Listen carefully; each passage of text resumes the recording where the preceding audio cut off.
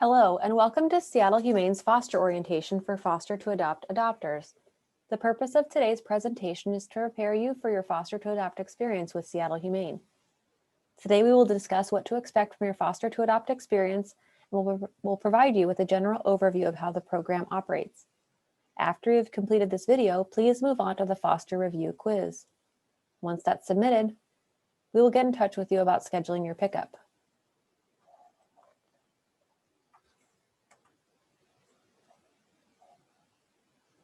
The FTA program allows adopters to get to know a pet before they finalize the adoption. During this period, the FTA adopter becomes a Seattle Humane foster parent and has access to Seattle Humane's medical and behavior resources. Only a fraction of the pets available for adoption at Seattle Humane are eligible for this program. For some adopters, they only feel comfortable adopting after they've had the chance to have the pet in their home. For some pets, we really need to be involved in the pet's initial adjustment period so that we can troubleshoot problems that could arise. FTA adopters are considered temporary volunteers of Seattle Humane. Seattle Humane retains ownership of the pet until the adoption is processed, and as such, Seattle Humane makes all decisions about the pet's care. At any time prior to adoption, Seattle Humane can end the FTA period and ask that the pet comes back to Seattle Humane, although this is extremely unlikely.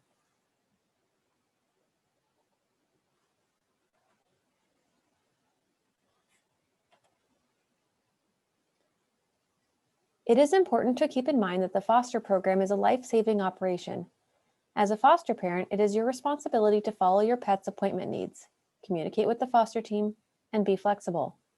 Some of our foster to adopt pets require medical attention, and some may require weekly visits to our on-site veterinarian. Missing veterinary appointments or behavior helpline calls can prolong an animal's length of stay. This prohibits a new animal from entering the foster system. For most FTA placements, the foster period is set in advance. For example, a dog with some behavior challenges may have a 2-week FTA period. However, some cases like ringworm will last as long as the treatment does. This can mean you're fostering for days or a month or more.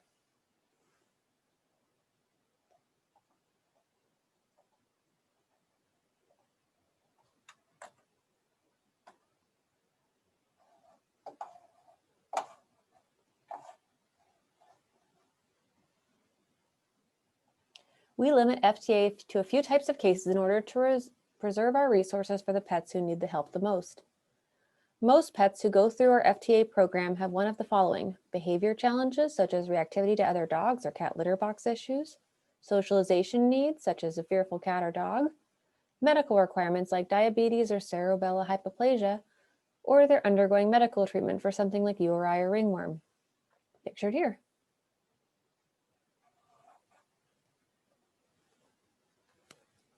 How the foster program operates.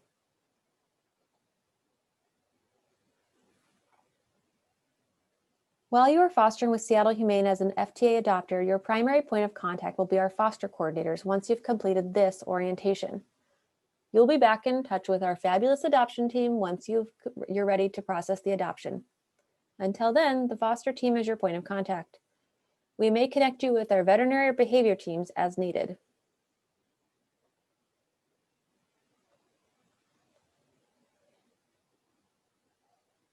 If you wish to speak to a foster team member, email is always the best mode of communication.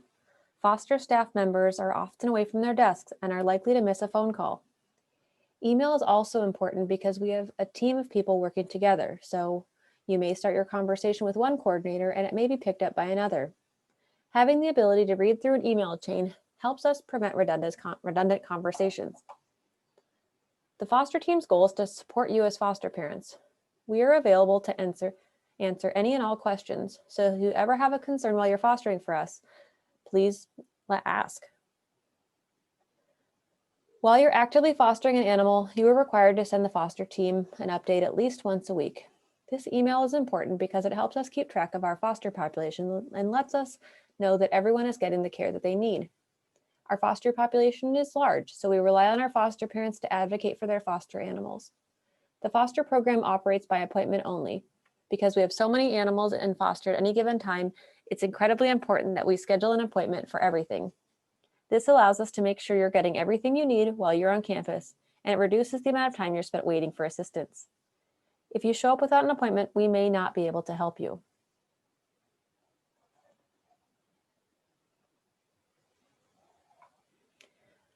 Medical emergencies or a lost foster pet can be serious and even potentially fatal. If you're experiencing an emergency, it is important to follow the proper procedure. Remember to stay calm. During office hours, bring your pet to vet services. Please try to call us if you are on your way so we could be prepared. After hours, call the foster line and follow the voicemail prompt. If your foster pet is in need of immediate medical attention after hours, the on-call staff member will direct you to a 24-hour clinic. This instance is the only time your foster pet should go to an off-site clinic. If you take your foster pet to an off-site clinic or veterinarian without directive from Seattle Humane staff, you're responsible for the costs. Examples of emergencies include medical emergencies, escaped pets, and incidents of aggression. If you're not sure whether you're experiencing an emergency, it's just best to call and ask.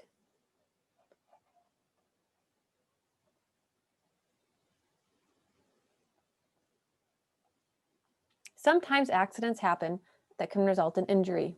If your foster pet bites or injures another person or pet, please report it to the foster team immediately.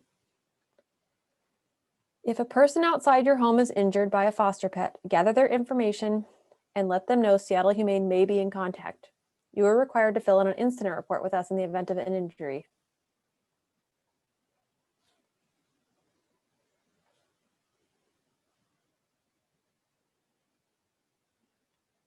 During the FTA period, the foster parent must be in control of the foster pet. Do not have pet sitters or children care for the pet without express permission. Our relationship is with you, not your neighbor or your sister.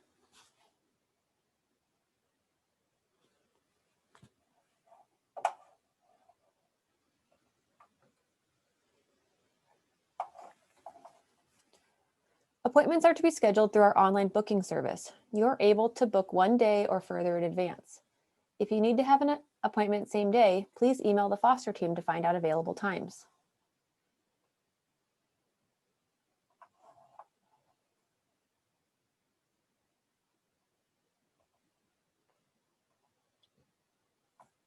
It is critical for your safety and the safety of our pets that you provide appropriate travel accommodations to and from campus. During transportation, cats and small animals must stay in a travel crate or cage, and dogs must be kept separate from your resident dog and be safely secured. This can be accomplished by using a large travel crate. All necessary supplies to safely transport your foster pet can be supplied by Seattle Humane upon request.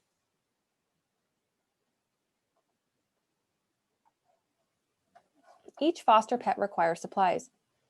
We are able to provide most of these supplies should you need them. We will always provide a leash, collar, and harness for dogs as well as a transport carrier for cats. Please return everything once you've completed your adoption so that we can reuse it for another shelter pet.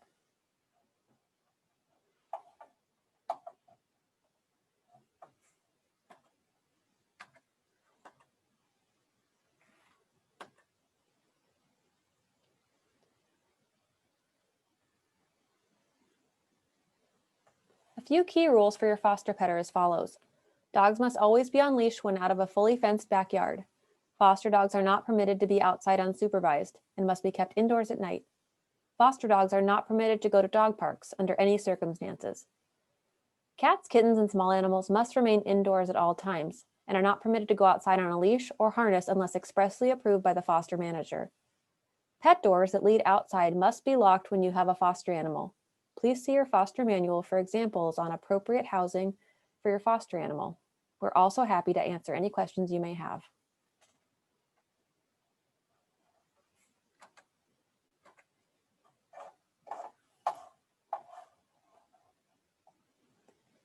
Even though you're planning to adopt this pet, you must follow the 10-5-3 rule while they're Seattle Humane dogs. It is critical that you remain in control of who's meeting your foster dog. To best ensure this practice, follow the 10-5-3 rule. Foster dogs must remain 10 feet from other dogs, excluding resident dogs, 5 feet from unknown children, and 3 feet from unknown adults. Foster dogs are not allowed to meet other dogs unless it is a dog that is a resident of your home. There is too much potential risk when it comes to meeting unknown dogs, children, and adults. The health of your foster dog could also pose an issue to another dog, or vice versa.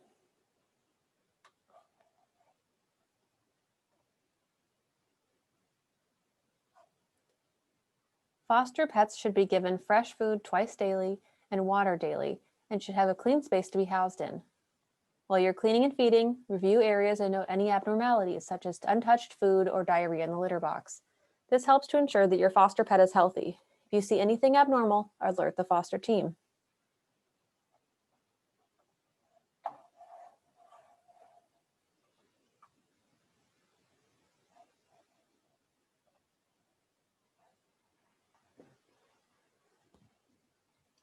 Seattle Humane has an entire veterinary department dedicated to the medical well-being of every animal on campus and in foster. Before an animal is sent to foster with you, they'll have had an initial medical exam, known as an intake exam. We'll also share medical history with you, and you'll receive copies of all records once the adoption is processed. Seattle Humane will be the sole provider of all veterinary care for the pet during your FTA period.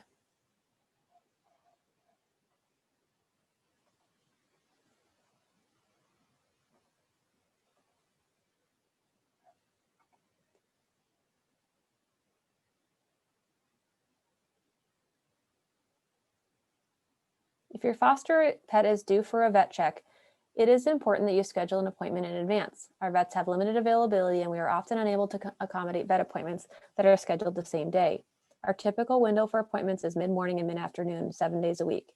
If you can't find an appointment that meets your scheduling needs, please email the foster team. When you arrive for your vet appointment, please leave your foster pet in the car and let us know that you've arrived by calling the foster line. Once our vets are ready, a foster coordinator will come out and get the pet from you. Vet appointments typically last 30 minutes, though you should leave a little extra time in your schedule in case the appointment runs long. If we know an appointment will take much longer than 30 minutes, we will tell you beforehand. In most cases, you can run errands and come back for the pet.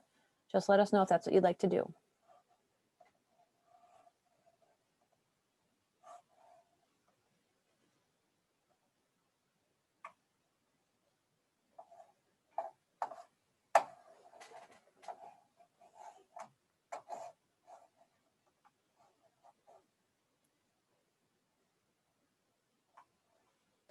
Some FTA pets require medication. We're happy to train you in the art of medicating, as it will be an extremely useful skill for you to have. If after training and coaching with foster staff you are unable to medicate the pet, we may need to discontinue or postpone the FTA period so that the pet can receive their required medication. It is extremely important that you're mindful when your foster pet is going to run out of meds so that you can get refills in a timely manner. Oftentimes, we will have a recheck scheduled that coincides with the ending of a prescription, but that's not always the case. Discontinuing some medication can be dangerous, so alert the foster team if you're running low. Never discontinue a medication without confirmation from vet staff or foster staff.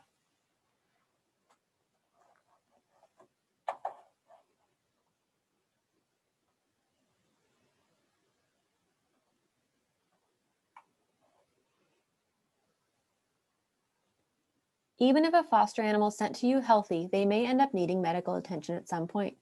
Be vigilant and note that if you see any symptoms occurring in one of your foster pets, let us know. Sneezing alone does not necessarily warrant a visit to the vet, but sneezing, coughing, and lethargy will. Always email the foster team if you see signs of illness.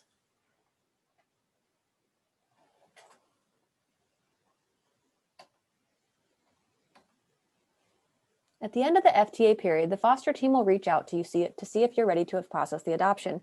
If you've decided the pet isn't the right fit, that's okay. We will ask you to fill out a report card so that we can learn from your experience. If you do decide you're ready to adopt, the adoption team will follow up with you and process the paperwork.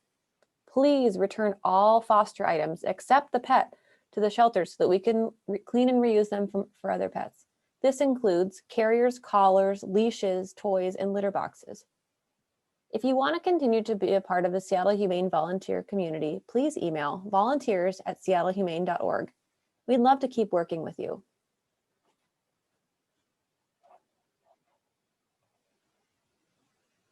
Thank you for considering a foster to adopt pet. We appreciate you and can't wait to work with you to bring home your new foster family member.